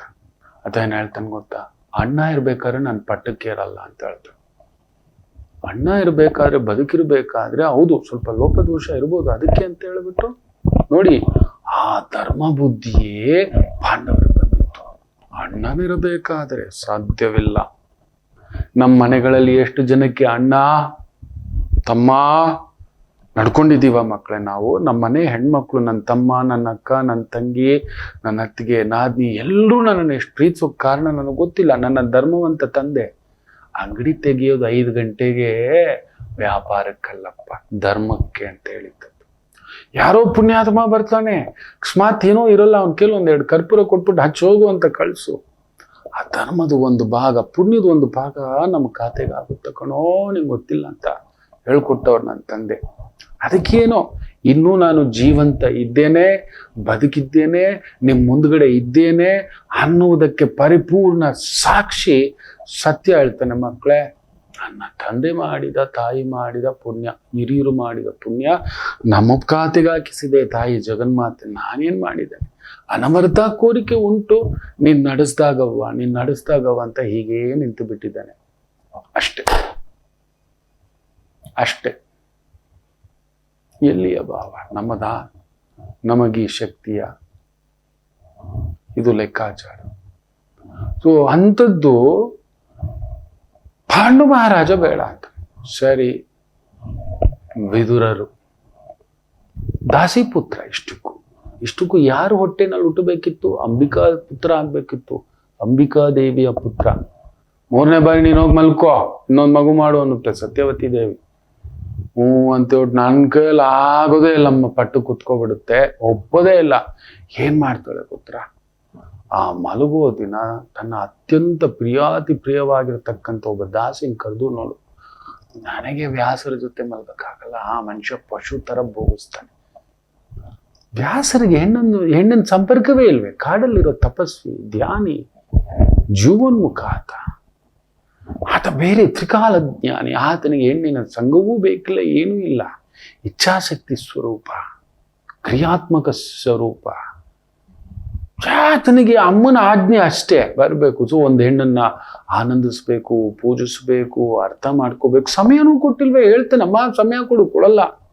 ಮೊದಲನೇವನು ಹಿಂಗಾದ, 2ನೇವನು ಬಂದು ನೋಡಿದ್ರೆ ಸ್ವಲ್ಪ ಪಾಂಡು ಕಾಯಿಲೆ ಬೇರೆ ಇದೆಯೋ, ನನಗೆ ಇನ್ನೊಂದು ಮಗು ಬೇಕು ಕಣೋ, ನೀನು ಹೋಗು ಮಾಡು ಅಂತ. ಸರಿ ಆಯ್ತು. ಈಗ ಅಂಬಿಕಾದೇವಿ ಏನ್ ಮಾಡ್ತಾಳು? ಒಂದು ದಾಸಿಗೆ ಹೇಳಿದ ತಕ್ಷಣ ದಾಸಿ ಖುಷಿ ಆಗ್ಬಿಡ್ತಾಳು. ಅಯ್ಯೋ, ಅಂತ ಮಹರ್ಷಿಗಳು, ಅಂತ ತಪಸ್ವಿಗಳು, ತೇಜಸ್ಸು ನನ್ನ ಹುಟ್ಟಿಲ್ಲ ಅಂತ ಹೇಳಿ ಪೂರ್ತಿ ಕುಣಿದಾಡ್ಬಿಡ್ತಾಳ. ಆನಂದೋ ಬ್ರಹ್ಮ. ಆ ದೇವ್ರ ಪ್ರಾರ್ಥನೆ, ಇಷ್ಟು ದೇವರ ಪ್ರಾರ್ಥನೆ, ದೇವಿ ಪ್ರಾರ್ಥನೆ ಎಲ್ಲ ಮಾಡ್ಕೊಂಡು ಬಂದು ಇಷ್ಟಪಟ್ಟು ಆನಂದದಿಂದ ಸುಖಿಸ್ತಾಳೆ ವ್ಯಾಸರ ಜೊತೆ. ಆಗ ಹುಟ್ಟಿದವನೇ ಮಹಾತಪಸ್ವಿ ಆದಂತ ವಿದುರರು. ಎಲ್ಲಿ ಹುಟ್ಟಬೇಕಿತ್ತು? ಅಂಬಿಕಾದೇವಿಯ ಗರ್ಭದಲ್ಲಿ. ಏನಾಯ್ತು? ಕರ್ಮದೋಷ, ಮಾಂಡವ್ಯ ಮುನಿಗಳ ಶಾಪ, ಯಮಧರ್ಮನಿಗೆ ಶಾಪ. ಭೂಮಿ ಮೇಲೆ ಮನುಷ್ಯನಾಗಿ ಹುಟ್ಟು ಅನುಭವಿಸೋಗೋ ಅಂತ. ಜೀವನ ಪರ್ಯಂತ ನನಗೆ ಹೇಗೆ ಮೊಳೆ ಹೊಡೆದದ್ದು ನೋವಿತ್ತೋ ನಿನಗೂ ಹಾಗೆ ಆಗಲಿ ಅನ್ನತಕ್ಕಂಥದ್ದು ಬಂದಂತ ವಿದುರ ಚಕ್ರವರ್ತಿ ಆದ್ನ. ಅದನ್ನ ಕೇಳಿದ್ರೆ ಅದೇನ್ ಹೇಳ್ತಾನೆ ಗೊತ್ತಾ? ದೊಡ್ಡ ಒಂದು ಧೃತರಾಷ್ಟ್ರ ಇದ್ದಾನೆ, 2 ಇಬ್ರು ಆಗಲ್ಲ ಅಂದ್ರೆ ನನಗ್ ಬೇಡವೇ ಬೇಡ. ಹಾಗಾದ್ರೆ ಏನ್ ಮಾಡುದು? ನೀನೇ ಇದು ಉತ್ತರ ಕೊಡು. ಧರ್ಮ ನೀತಿಜ್ಞನಲ್ವಾ? ನೀತಿಶಾಸ್ತ್ರ ಧರ್ಮಶಾಸ್ತ್ರದಲ್ಲಿ ಮಹಾಕೋವಿದ ವಿದುರರು. ಹಾಗಾದ್ರೆ ಒಂದು ಮಾಡೋಣ, ರಾಷ್ಟ್ರಕ್ಕೆ ರಕ್ಷಣೆಯಾಗಿ ಪಾಂಡುರಾಜನಿರಲಿ, ಚಕ್ರವರ್ತಿಯಾಗಿ ಧೃತರಾಷ್ಟ್ರನಿರಲಿ. ಆತನ ಕಣ್ಣತನೇ ಇಲ್ಲ ಅಂತೀರ, ಕಣ್ಣಾಗಿ ನಾನು ಆಡಳಿತ ನಡೆಸ್ಕೊಡ್ತೀನಿ ಅಂತ ಹೇಳ್ತಾನೆ. ನೋಡಿ, ತಗೋಬೋದಿತ್ತಲ್ಲ ಧರ್ಮವಂತ, ತಗೊಳ್ಳಿಲ್ಲಪ್ಪ. ಇದು ಮಾತು. ಅದಕ್ಕೆ ಹೇಳುದು ಪಂಚಮ ಶನಿ ಯೋಗ್ಯತೆ, ಯೋಗ್ಯತೆ ಇದ್ರೂ ಕರ್ಣನು ನೋಡಿ, ಕರ್ಣನು ಅವನಿಗೆ ಎಲ್ಲ ಆದ್ಮೇಲೆ ಹೇಳಿದಾಗ ನಾನು ಇಷ್ಟು ದೂರ ಬಂದ್ಬಿಟ್ಟಿದ್ದೀನಿ, ವಾಪಸ್ ಹೋಗ್ಲಿಕ್ಕೆ ಆಗೋದಿಲ್ಲ, ನನ್ನನ್ನು ಮಾತ್ರ ನಂಬ್ಕೊಂಡು ಯುದ್ಧಕ್ಕೆ ಬಂದ್ಬಿಟ್ಟಿದ್ದಾನೆ ಕೃಷ್ಣ ಅಂತ ಹೇಳ್ತಾನೆ. ಆತನಿಗೆ ಭೀಷ್ಮನ ಮೇಲಾಗ್ಲಿ, ದ್ರೋಣರ ಮೇಲಾಗ್ಲಿ, ಕೃಪಾಚಾರ್ಯರ ಮೇಲಾಗ್ಲಿ ನಂಬಿಕೆ ಇಲ್ಲ. ಯಾಕಂದ್ರೆ ಅವರು ಒಳಗಡೆ ಧರ್ಮದ ಪಕ್ಷಪಾತಿಗಳು. ಎಲ್ಲಿ ಧರ್ಮ ಇರುತ್ತೋ ಅಲ್ಲಿ ನೀನು ಇರ್ತೀಯ. ಸೊ ಪಾಂಡವರ ಹತ್ರ ಧರ್ಮ ಇದೆ, ಅದಕ್ಕೆ ಅವ್ರ ಪರವಾಗಿ ಯೋಚನೆ ಮಾಡ್ತಾರೆ. ನನಗೆ ಗೊತ್ತಿದೆ, ನನ್ನ ಅಂತ್ಯಕಾಲ ಶ್ರಮಿಸ್ಬಿಟ್ಟಿದೆ, ಬೇಡ ಕೃಷ್ಣ, ಇನ್ನು ಇದನ್ನ ಭಾರ ಹೊತ್ಕೊಂಡು ನನ್ನ ಕೈಲಾಗಲ್ಲ ಕೃಷ್ಣ, ನಾನು ಇನ್ನಿರಲಾರೆ ಕೃಷ್ಣ. ಯುದ್ಧವೋ ಗೆಲುವೋ ವೀರಮರಣವೋ ನಿರ್ಧಾರ ಆಗೋಗುತ್ತೆ. ನಂಗೆ ಗೊತ್ತು, ನಾನು ಸಾಯ್ತೇನೆ, ನಾನು ಬದುಕುಳಿಯುವುದಿಲ್ಲ, ಈ ಕುರುವಂಶ ಒಬ್ಬರೂ ಬದುಕುಳಿಯುವುದಿಲ್ಲ, ಇದು ಸತ್ಯ ಅಂತ ಹೇಳ್ತಾನೆ. ಅವತ್ತು ಅವನು ಮಾತನಾಡಿದಾಗ ಆ ನಿಜವಾದ ಸೂರ್ಯ ಅಂಶ ಮಾತನಾಡುತ್ತೆ ಮಕ್ಕಳೇ, ರಾಕ್ಷಸಾಂಶ ನರಕಾಸುರ ಅಂಶ ಮಾತಾಡೋಲ್ಲ. ಭಗವಂತ ಅಂತ ಕೈ ಹಿಡ್ಕೊಂಡು ಮಾತಾಡ್ತಾನೆ. ನನಗೆ ಗೊತ್ತಿದೆ, ನನ್ನ ಅಂತಿಮ ಪಯಣ ಬಂದ್ಬಿಟ್ಟಿದೆ ಕೃಷ್ಣ, ಸಾಕು. ಈ ಲೋಕದಿಂದ ಇನ್ನೊಬ್ಬರಿಂದ ನಾನು ಸೂತಪುತ್ರ, ರಾಧೇಯ, ಇನ್ನೊಂದು ಅಯ್ಯೋ ನಂಗೆ ಬೇಡ ಕೃಷ್ಣ, ನಂಗೇನು ಬೇಡ ಕೃಷ್ಣ ಅಂತ ಬಿಕ್ಕಳಿಸಿ ಹೇಳ್ತಾನೆ. ನಾನು ಸಿದ್ಧನಾಗ್ಬಿಟ್ಟಿದ್ದೇನೆ ಕೃಷ್ಣ, ನನಗೆ ಶಕುನಗಳು ಗೋಚರಿಸ್ತಿದ್ದಾವೆ, ಕೆಟ್ಟ ಕನಸುಗಳು ಬೀಳ್ತಿದ್ದಾವೆ ಕೃಷ್ಣ. ನನ್ನನ್ನು ಯಾರೋ ಕರೆದಾಗ ಬರೀ ರಕ್ತಗಳು, ಮಾಂಸಗಳು, ಆತ ಒಂದೊಂದು ಶಕುನಗಳ ಬಗ್ಗೆ ಅದ್ಭುತವಾಗಿ ಹೇಳ್ತಾನೆ. ಶಕುನ ಶಾಸ್ತ್ರದಲ್ಲಿ ಮಹಾ ನಿಷ್ಣಾತ ಕರ್ಣ, ರಾವಣಾಸುರ ಕೂಡ ನೆನ್ಪಿಟ್ಕೊಳ್ಳಿ, ರಾಮರು ಕೂಡ, ಸೀತಮ್ಮ ದೇವಿ ಕೂಡ. ಅಯ್ಯೋ ಅಯ್ಯೋ ಅಯ್ಯೋ ಅಯ್ಯೋ, ನಿಮಗೆ ಗೊತ್ತಿಲ್ಲ. ಹನುಮರ ಭೇಟಿಯ ದಿನ ನನ್ನ ತಾಯಿಯ ಜಗನ್ಮಾತೆ ನನ್ನ ಎಡಭುಜ ಎಡಗಣ್ಣು ಹಾರುತ್ತಿದೆ. ಇವತ್ತು ಯಾರೋ ಒಬ್ಬ ದಿವ್ಯ ಪುರುಷ ದಿವ್ಯವಾದ ಮಾತು ಕೇಳಲಿದ್ದೇನೆ, ಇಲ್ಲ ನೋಡಲಿದ್ದೇನೆ, ನನಗೊಂದು ಶುಭ ಸುದ್ದಿ, ಶುಭ ವಾರ್ತೆ ಬರೋದಿದೆ ಅಂತ ಹೇಳಿದ್ರು. ಹನುಮರ ಆ ಒಂದು ಅಶೋಕವನದ ಪ್ರವೇಶದ ದಿನ ಬೆಳಿಗ್ಗೆ ಎದ್ದು ಆಕೆ ಆ ಸಂಧ್ಯಾವಂದನೆ ಮಾಡ್ಕೊಳ್ತಾ ಸೂರ್ಯದೇವನ ಕಡೆ ನೋಡ್ತಾ ಹಾಗೆ ಅನ್ಕೋತಾಳೆ. ಶಕುನ ಶಾಸ್ತ್ರದ ಬಗ್ಗೆ ಸೀತಮ್ಮ ಹೇಳಿದ್ದಾರೆ, ರಾಮರು ಹೇಳಿದ್ದಾರೆ, ಖುದ್ದು ಕರ್ಣ ಕೂಡ ಅದನ್ನೇ ಹೇಳ್ತಾರೆ. ಗೊತ್ತಾಗ್ತಿದೆ ಕೃಷ್ಣ, ಬಿಟ್ಬಿಡು ಕೃಷ್ಣ, ಆಗಲ್ಲ, ನನಗೆ ಗೊತ್ತಿದೆ ನಿನಗಿಷ್ಟಿದ್ದು. ಇಲ್ಲ ಕೃಷ್ಣ, ಇನ್ನೇನು ಚರ್ಚೆ ಮಾಡಬೇಡ. ಯಾಕಂದ್ರೆ ಪೂರ್ವ ಪುಣ್ಯ ಸ್ಥಾನದಲ್ಲಿ ಕೂತು ಬಿಟ್ಟಿದ್ದಾನಲ್ವ ಶನಿ, ಅವನು ಡಿಸೈಡ್ ಆಗ್ಬಿಟ್ಟಿದ್ದಾನ, ಇನ್ನು ಬರಲ್ಲ. ಇನ್ನು ಲಾಸ್ಟ್ ಶನಿ ಯಾವುದು ಗೊತ್ತಾ? ಅಷ್ಟಮ ಶನಿ, ದ ಡೇಂಜರಸ್ ಥ್ರೆಟ್ ಅಂತ ಹೇಳ್ತೀವಿ. 7ನೇ ಮನೆದು ಕೂಡ ಪೆಟ್ಟೆ. ಗಂಡ ಶನಿ ಅಂತ ಹೇಳ್ತೀವಿ, ಗಂಡಾಂತರ ಶನಿ ಅಂತ. ಅಷ್ಟಮ ಶನಿ ಆಯಸ್ ಕೊಡುತ್ತೆ, ಬಟ್ ಅದಕ್ಕೆ ಮೀರಿದ ನೋವು ಕೊಟ್ಟು ಬಿಡ್ತಾನೆ. 2ನೇ ಮನೆ ನೋಡ್ತಾನೆ ಅವನು, ನಿಮ್ಮ ಸುಖ ಸ್ಥಾನವನ್ನ ನೋಡ್ತಾನೆ, ಅಲ್ಲಿಂದ ಕೂತ್ಕೊಂಡು ಅವನು ಸುಖಭಂಗ, ಧನಭಂಗ. ಓ ರಾಮಚಂದ್ರ, ದೇವರೇ ಬಂದು ಕಾಪಾಡಬೇಕು ನಿಮ್ಮನ್ನ ಅಷ್ಟಮ ಶನಿ ಇದ್ದಾಗ, ನೆನಪಿಟ್ಕೊಳ್ಳಿ. ಕರೆಕ್ಟಾಗಿ ನಡೆದು ಬಿಟ್ರೆ ಅಂಥದ್ದು ಈ ಕಡಗರಾಶಿಗೆ ಅಷ್ಟಮ ಸ್ಥಾನ ನೋಡ್ತಿರೋದು not right. Surrender to Shiva. Ayyappa ಎಲ್ಲಿ ಶಿವ ದುರ್ಗಾ ಇರತಕ್ಕಂಥ ಕ್ಷೇತ್ರಗಳು, ನಂಜುಂಡೇಶ್ವರ, ಚಾಮುಂಡೇಶ್ವರಿ, ಇವತ್ತು ವಿಶೇಷವಾಗಿ ಜನ್ಮೋತ್ಸವ ಅಪ್ಪ, ಮಾದೇಶ್ವರ, ಅಮ್ಮನವರು ಹೋಗಿ ನನ್ನ ಮಾತು ಕೇಳಿ. ಎಲ್ಲೆಲ್ಲೆಲ್ಲ ಮನೆ ಹತ್ರ ಒಂದು ಅಮ್ಮನವ್ರ ದೇವಸ್ಥಾನ ಇದೆ. ಈ 138 ದಿನ ದೊಡ್ಡ ಕಾರ್ಯ, ಪರ ಕಾರ್ಯ, ಪಾಲುದಾರಿಕೆ ಕಾರ್ಯ, ವ್ಯವಹಾರ ಕಾರ್ಯ, ಗೊತ್ತಿಲ್ಲದ ಕಾರ್ಯ, ಗೊತ್ತಿಲ್ಲದ ವ್ಯಾಪಾರ, ಗೊತ್ತಿಲ್ಲದ ಸ್ನೇಹಿತರು, ಗೊತ್ತಿಲ್ಲದ ಮಾತು, ಗೊತ್ತಿಲ್ಲದ ಬಂದು ಏನು ಮಾಡ್ಲಿಕ್ಕೆ ಹೋಗೋದಿಲ್ಲ ಮಗೋ, ಏನು ಮಾಡ್ಲಿಕ್ಕೆ ಹೋಗೋದಿಲ್ಲ, ಏನು ಮಾಡುವುದಿಲ್ಲ. ಇದನ್ನ ನೆನಪಲ್ಲಿಟ್ಟುಕೊಳ್ಳಿ. ಜಾಗ್ರತೆ ಬೇಡ, ತಟಸ್ಥರಾಗಿ 138 ದಿನ. ಯಾಕಂದ್ರೆ ಸೆಪ್ಟೆಂಬರ್ 20 ಸ್ವಲ್ಪ ಕುಜ ಉಸಿರಾಡಿಸ್ತಾನೆ ನಿಮ್ಗೆ. 28ರ ಮೇಲೆ ಸ್ವಲ್ಪ ಧೈರ್ಯ. ಆದ್ರೂ ವಕ್ರನಾಗಿ ಶನಿ ಕುಜ ನೋಡೋದು ನಿಮ್ಮ ತಂದೆಗೋ, ತಂದೆ ಮನೆತನಕ್ಕೋ, ಭೂಮಿಗೋ ಈ ಥರದೊಂದು ಭಾವ ಆಗಿ ನಿಲ್ಲತಕ್ಕಂಥದ್ದಾಗುತ್ತೆ. ಎಚ್ಚರಿಕೆ. ನಿಮ್ಮ ಭಾಗ್ಯಸ್ಥಾನ ಕುಜ ನೋಡೋದು ಒಳ್ಳೇದಾದ್ರೆ, ಅಸುರಗ್ರಹ ಇದೆಯಲ್ಲಪ್ಪ, ವಕ್ರವಾಗಿ ರಾಹುನ್ ಹೇಳ್ಕೊಂಡು ಬೇರೆ ನೋಡೋದ್ರಿಂದ ಖಂಡಿತ ಪೆಟ್ಟು. ಗುರು ಬೇರೆ ಆತ್ಮಕಾರಕ ಮಲಗಿದ್ದಾನೆ, ಜ್ಞಾನಕಾರಕ ಮಲಗಿದ್ದಾನೆ, ಬುದ್ಧಿಕಾರಕ ಬುಧ ಮಲಗಿದ್ದಾನೆ. ಸೊ ಬುದ್ಧಿ ಪ್ರಚೋದನೆ ಆಗುತ್ತೆ, ವಿಪರೀತ ಬುದ್ಧಿ, ವಿನಾಶಕಾಲಂ. ಅವನ್ ಬಿಟ್ಟು ಇವ್ರು ಯಾರು ಅನ್ನೋ ಹತ್ರ ಇನ್ಯಾವುದೋ ಕರ್ಸೋದು, ಇನ್ಯಾವುದೋ ಕೇಳಿಸೋದು, ಇನ್ಯಾವುದೋ ಮಾಡಿಸೋದು, ಈ ಥರದ್ದು ಕರ್ಕೊಂಡು ಹೋಗ್ತಾನೆ. ಗೊತ್ತಿಲ್ಲದ ಬೇಡ. ಟ್ರೇಡಿಂಗ್ ಅಂತೆ, ಬೆಟ್ಟಿಂಗ್ ಅಂತೆ, ಜೂಜ್ ಅಂತೆ, ಎಕ್ಸ್ಟ್ರಾ ಇನ್ಕಮ್ ಅಂತೆ, ಎಕ್ಸ್ಟ್ರಾ ಇದು. ಕಟಗ ಲಗ್ನ ಹೋಗಬೇಡಿ. ತಟಸ್ಥಂ ಬಾಯಲ್ಲಿ ಶಿವಪಂಚಾಕ್ಷರಿ ಮಂತ್ರ, ಓಂ ನಮಃ ಶಿವಾಯ. ಏನ್ ಬಂದ್ರು ಓಂ ನಮಃ ಶಿವಾಯ, ಓಂ ನಮಃ ಶಿವಾಯ, ಓಂ ನಮಃ ಶಿವಾಯ, ಓಂ ನಮಃ ಶಿವಾಯ, ಓಂ ನಮೋ ಭಗವತೆ ವಾಸುದೇವಾಯ. ಇದು ನಡೀತಾ ಇರಲಿ. ತುಳಸಿ ಸಮರ್ಪಣೆ, ಕೃಷ್ಣರಿಗೆ ವಿಷ್ಣು ಆಲಯಕ್ಕೆ ತುಳಸಿ. ಹನುಮ ಅಷ್ಟಮ ಸ್ಥಾನ ನೋಡಿದಾಗ ಹನುಮೋಪಾಸನೆ ಇಸ್ ವೆರಿ ಗುಡ್. 7 ದೀಪ ಹಚ್ತಾ ಬನ್ನಿ, ಆದಾಗೆಲ್ಲ ಹಚ್ತಾ ಬನ್ನಿ. ಅರೇ ಶನಿವಾರವೇ ಅನ್ನೋದೇನು ಇಲ್ಲ. ಹೌದು, ಆ ಪರಮಾತ್ಮ ಹುಟ್ಟಿದ ಶನಿಯೇ, ಸ್ಥಿರವಾರವೇ, ನಿಜವೇ ಇರಲಿ.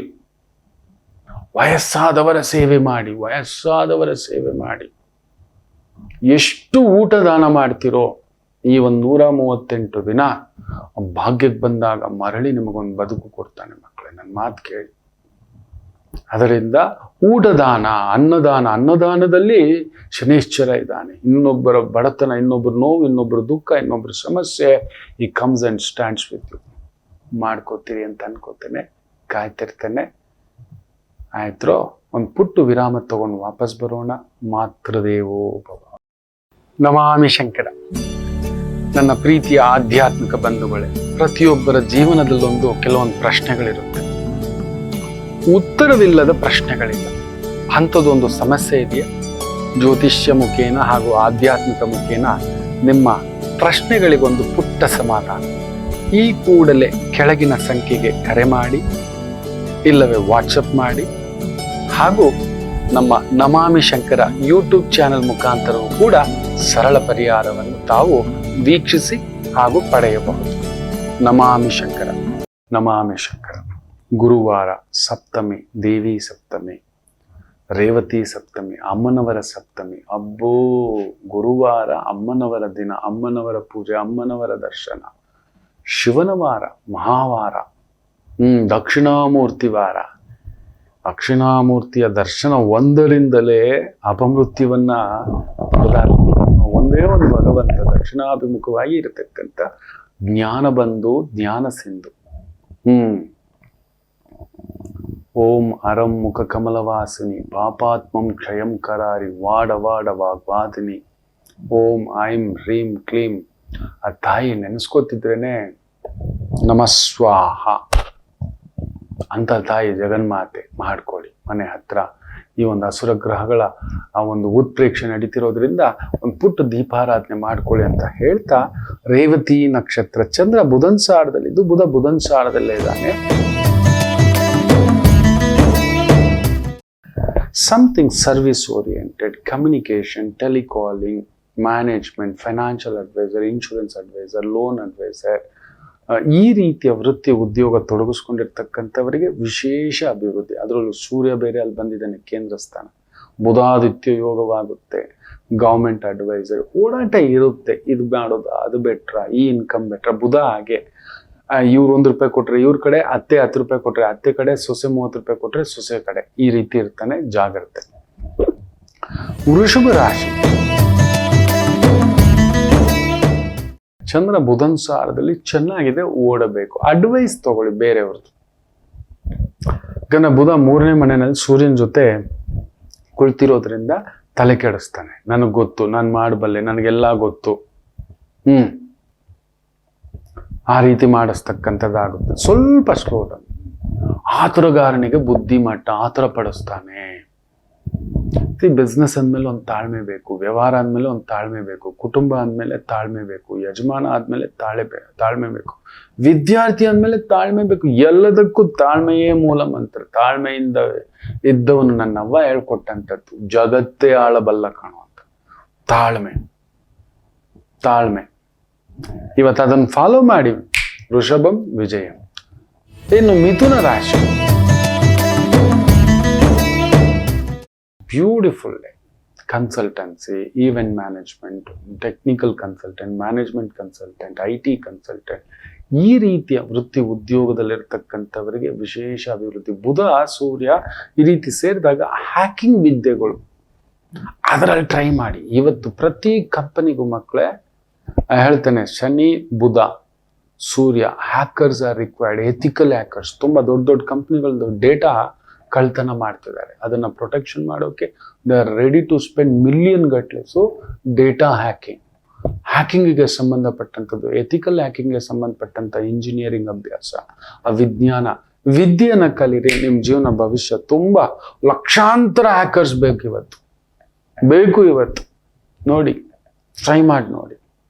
ಏನು ಕರ್ಕಾಟಕ ರಾಶಿ, ಫೈನಾನ್ಷಿಯಲ್ ಇನ್ಸ್ಟಿಟ್ಯೂಷನ್ಸ್, ಚಾರ್ಟರ್ಡ್ ಅಕೌಂಟೆಂಟ್ ಆಗಿದ್ದೀರಿ, ಇನ್ಶೂರೆನ್ಸ್ ಅಡ್ವೈಸರ್ ಆಗಿದ್ದೀರಿ, ಕಂಪನಿ ಸೆಕ್ರೆಟರಿ ಆಗಿದ್ದೀರಿ, ಅದ್ಭುತವಾದಂಥ ಪ್ರಗತಿ ಕಾಣತಕ್ಕಂಥ ಒಂದು ದಿನವಾಗಿದೆ. ಚೆನ್ನಾಗಿದೆ, ಬ್ಯೂಟಿಫುಲ್ ಡೇ. ಸರ್ಕಾರಿ ಸಂಬಂಧಿತ ಕೆಲಸ, ಕಾರ್ಯ, ಉದ್ಯೋಗ, ಸ್ವಂತ ಕಾರ್ಯ, ಒಂದು ಪುಟ್ಟ ಬೇಕರಿ, ಹಣ್ಣು ತರಕಾರಿ, ಜ್ಯೂಸ್ ಅಂಗಡಿ, ಬ್ಯೂಟಿಫುಲ್. ಸಿಂಹ ರಾಶಿ, ಬುಧನೂ 12, ಚಂದ್ರನೂ ಅಷ್ಟಮ, ಹುಷಾರು. ತೇರಿಗೆಳಿತು, ಕೋಣ ನೀರಿಗೆಳಿತು, ಆತ್ಮಕಾರಕ ಸೂರ್ಯ ಕಟಕದಲ್ಲಿ ಕೂತಿದ್ದಾನೆ. ಈ ಹಸ್ ಮೂಡ್ ಟುಡೇ. ಅದರಿಂದ ಆತ್ಮಕಾರಕ ಶಕ್ತಿಕಾರಕ ಬೇರೆ ಸ್ತಂಭನ ಯೋಗ. ಖಂಡಿತ ಇವತ್ತೇನಾದ್ರೂ ಡಿಸ್ಟ್ರಕ್ಷನ್, ನಿಮ್ಮ ಮಾತಲ್ಲಿ ಇಲ್ಲ ಬೇರೆಯವ್ರ ಮಾತು ಡಿಸ್ಟರ್ಬೆನ್ಸ್ ಮಾಡ್ತಕ್ಕಂಥದ್ದಾಗುತ್ತೆ. ಅತಿವೇಗ, ಅವಸರವೇ ಅಪಘಾತಕ್ಕೆ ಕಾರಣ. ಎಚ್ಚರಿಕೆ, ನಂಬಬೇಡಿ. ನನ್ನ ಬುದ್ಧಿ ನನ್ನ ನಿಯಂತ್ರಣದಲ್ಲಿ ಇಲ್ಲ. ಸೊ ಅಂತ ಪ್ರವೋಕ್ ಆಗುವಂತ ವಿಚಾರಗಳು ಕೇಳಲ್ಲ, ಡಿಪ್ರೆಸ್ ಮಾಡುವಂತ ವಿಚಾರಗಳು ಕೇಳಲ್ಲ, ಡಿಸ್ಟರ್ಬ್ ಆಗುವಂತ ವಿಚಾರಗಳು ಕೇಳಲ್ಲ. ಆಯ್ತಪ್ಪ ನಿಮ್ ದೊಡ್ಡವರು, ಬಿಟ್ಬಿಡಿ. ಇಷ್ಟು ಮಾಡತಕ್ಕಂಥದ್ದು ಮಾಡಿ ಸಮಾಧಾನ. ಎಷ್ಟು ಇವತ್ತು ಸ್ಲೋ ಇರ್ತಾರೋ ಅಷ್ಟು ಒಳ್ಳೇದು. ಇನ್ನು ಕನ್ಯಾ ರಾಶಿ, ಫ್ಯಾಂಟಾಸ್ಟಿಕ್. ಬುಧನ್ ಸಾರದಲ್ಲೇ ಬುಧ ಬೇರೆ ಲಾಭ. ಖಂಡಿತ ಊಟ, ಓಟ, ಕೆಲಸ, ಅದರಲ್ಲೂ ಕಲಾ ಮಾಧ್ಯಮ, ಮೇಕಪ್, ಬ್ಯೂಟಿ ಪಾರ್ಲರ್, ಅಲಂಕಾರ, ಡಾನ್ಸು, ಮ್ಯೂಸಿಕ್, ವಾದ್ಯ, ನಾಟ್ಯ, ಯೋಗ ಕಲಿಸ್ತಿರೋದು ಅಂತ ವ್ಯವಹಾರ, ಉದ್ಯೋಗ ಇದ್ದೀರಿ. Beautiful day. ತುಲಾ ರಾಶಿ, ವಿಶೇಷವಾದಂಥ ದಿನ. ಬುಧ ಕೇಂದ್ರದಲ್ಲಿದ್ದಾನೆ. ನೀವು ಕರೆಕ್ಟ್ ಇದ್ದೀರಿ, ಬಟ್ ನಿಮಗೆ ಕೊಟ್ಟಿರೋ ರೆಸ್ಪಾನ್ಸಿಬಿಲಿಟಿಯೋ, ಮೇಲಿಂದ ಒತ್ತಡ, ಸುತ್ತಮುತ್ತಲು ಒತ್ತಡ, ನೀನ್ ಮಾಡ್ಬಿಡ್ತೀನೋ, ನಿನ್ ಕೈಯಲ್ಲಾಗುತ್ತೇನೋ. Tell you succeed never reveal ಅಂತಾರೆ ನಮ್ಮ ಗುರುಗಳು KPR.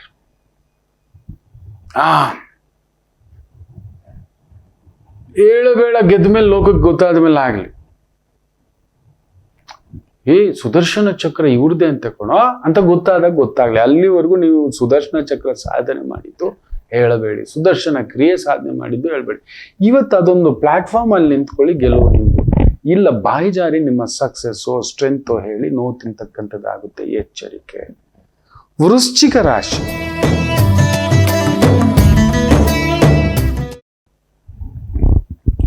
ಬುಧನ ಪ್ರಭಾವದಲ್ಲಿ ಪಂಚಮದಲ್ಲಿ ಚಂದ್ರ. ಬುಧ ಕೇಂದ್ರದಲ್ಲಿ ಲಾಭಾಧಿಪತಿ ಭಾಗ್ಯ, ಸೂಪರ್. ಅಷ್ಟಮಾಧಿಪತಿ ಭಾಗ್ಯ, ಸೂಪರ್. ಸರ್ಪ್ರೈಸ್ ದುಡ್ಡು, ಬರಬೇಕಾದ ದುಡ್ಡು, ಆಗಬೇಕಾದ ವ್ಯವಹಾರ, ಆಗಬೇಕಾದ ಕೆಲಸ ಕಾರ್ಯ, ಇವುಗಳಲ್ಲಿ ನಿಮಗೊಂದು ಸರ್ಪ್ರೈಸ್ ಎಲಿಮೆಂಟ್ ಇರತಕ್ಕಂಥದ್ದು ಇರುತ್ತೆ. ಬಟ್ ಅಷ್ಟೇ ಖರ್ಚಿರುತ್ತೆ. ಮಕ್ಕಳಿಗೋಸ್ಕರ ಮನೆಯಲ್ಲಿ ತುಂಬಾ ಚೂಟಿ ಮಕ್ಕಳು ತಲೆ ಕೆಡಿಸುತ್ತೆ, ತುಂಬಾ ಬುದ್ಧಿವಂತ ಮಕ್ಕಳು ತಲೆ ಕೆಡಿಸ್ತಕ್ಕಂಥದ್ದು ಉಂಟು. ಆಯ್ತು, ನಮ್ಮ ಮಕ್ಕಳು ಇವತ್ತು ನಮ್ಗೆ ಹಿರಿಯರಾಗ್ಬಿಟ್ಟಿದ್ದಾರೆ, ನೀವೇ ದೊಡ್ಡವರು, ಕೈ ಹಿಡಿದು ನಡೆಸಿ ಅಂತೇಳಿ ಮಕ್ಕಳೇ.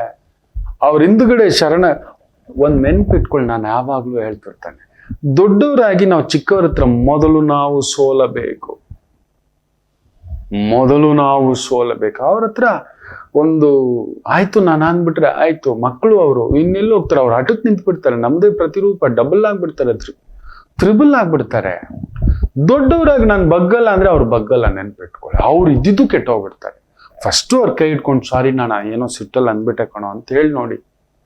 ನಮ್ಮ ಮಕ್ಕಳು ದೇವತಾ ಸ್ವರೂಪಿಗಳು. ಇದನ್ನ ಅರ್ಥ ಮಾಡ್ಕೊಳ್ಳದೆ ನಾವು ಈಗೋ ಇಟ್ಕೊಳ್ಳೋದು ಪೊಳ್ಳು ಈಗೋ, ಅವರು ಅಷ್ಟೇ ಹೋಗು ಅಂತಾರೆ. ಇದು ನಡೆಯುತ್ತೆ. ಎಚ್ಚರಿಕೆ. ಇನ್ನು ಧನಸ್ಸು ರಾಶಿ,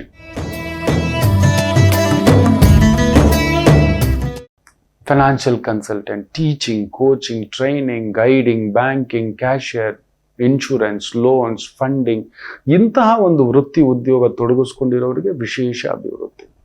ಮಕರ ರಾಶಿ, ಚಂದ್ರ 3ನೇ ಮನೆ, ಬುಧ ಕೇಂದ್ರದಲ್ಲಿ. ದೇವತಾ ಅರ್ಚನೆ, ದೇವತಾ ಕಾರ್ಯ, ಹೋಮ, ಹವನ, ಯಜ್ಞ, ಯಾಗ, ವೇದಗಳು ಕಲಿಸೋದು, ತಿಳಿಸೋದು, ಬರೆಸೋದು, ಪೂಜಾ ಕಾರ್ಯಗಳು, ಇಂಥವುಗಳಲ್ಲಿ ತೊಡಗಿಸ್ಕೊಂಡಿದ್ದಾರೆ. ಆರ್ಟಿಸ್ಟು, ಪೇಂಟಿಂಗು, ಚಿತ್ರಕಲೆ, ಬರವಣಿಗೆ, ಲೇಖನ, script writing, designing, modelling. Beautiful day. ಇನ್ನು ಕುಂಭರಾಶಿ, ಬುಧ 6ನೇ ಮನೆ, ನಿಮ್ಮ ವೇಗ. ಸೂರ್ಯ ಬೇರೆ 6ನೇ ಮನೆ ಬಂದಿದ್ದಾನೆ ಇವತ್ತು. ಕದನದೋಳ್ ಕಲಿಪಾರ್ತನಂ ಕೆಣಕಿದವರುಂಟೆ. ಬ್ಯೂಟಿಫುಲ್ ಮಕ್ಕಳೇ, ವೇಗವಾಗಿರ್ತೀರಿ. ನೀವು ಅಂದುಕೊಳ್ಳುವುದಕ್ಕಿಂತಲೂ ವೇಗವಾಗಿ ನಿಮ್ಮ ಕೆಲಸ ಕಾರ್ಯಗಳು ಅದ್ಭುತವಾಗಿ ನಡೆಯತಕ್ಕಂಥ ಒಂದು ದಿನವಾಗಿರುತ್ತೆ. ನಿಮ್ಮ ಯೋಜನೆಗಳು ಕಾರ್ಯರೂಪಕ್ಕೆ ಬರುತ್ತೆ, ಸಹಾಯಕರು ಬರ್ತಾರೆ, ಮಿತ್ರರು ಬರ್ತಾರೆ, ಆತ್ಮೀಯರು ಬರ್ತಾರೆ. ಚೆನ್ನಾಗಿದೆ. ಹಿರಿಯರ ಆಶೀರ್ವಾದ, ಹಿರಿಯರ ಗೌರವ, ಹಿರಿಯರ ಸಪೋರ್ಟು, ಚಿಕ್ಕವರ ಸಪೋರ್ಟು ಕೂಡ ಇರ್ತಕ್ಕಂಥ ದಿನ. ಮೀನರಾಶಿ, ಸುಖಾಧಿಪತಿ ಪಂಚಮ, ಸಪ್ತಮಾಧಿಪತಿ ಪಂಚಮ, ಅವನ ಭಾವದಲ್ಲಿ ಪಂಚಮಾಧಿಪತಿ ಬಂದು ನಿಮ್ಮ ಮನೆಯಲ್ಲೇ ಕುಳಿತಿರೋದ್ರಿಂದ ಕೊಡೋದು ತಗೊಳ್ಳುವಂತ ಲೇವಾದೇವಿ, money lending, financial transaction, financial projection, financial planning, project management, advising, teaching, coaching, mathematics, science teacher, accounting teacher, chartered accountancy, company secretary, ಮಾತು, ಮೇಕಪ್ಪು, ನಾಟ್ಯ, ಡಾನ್ಸು, ವಾದ್ಯ, ಗೋಷ್ಠಿ, ನಾಟಕ, ಇಂಥವುಗಳಲ್ಲಿ ತೊಡಗಿಸ್ಕೊಂಡಿದ್ದೀರಾ. ಅದ್ಭುತವಾದಂಥ ಪ್ರಗತಿ ಕಾಣತಕ್ಕಂಥ ಒಂದು ದಿನವಾಗಿರುತ್ತೆ. ಎಲ್ಲರಿಗೂ ಒಳ್ಳೆಯದಾಗಲಿ. ಮಾತೃದೇವೋ ಭವ.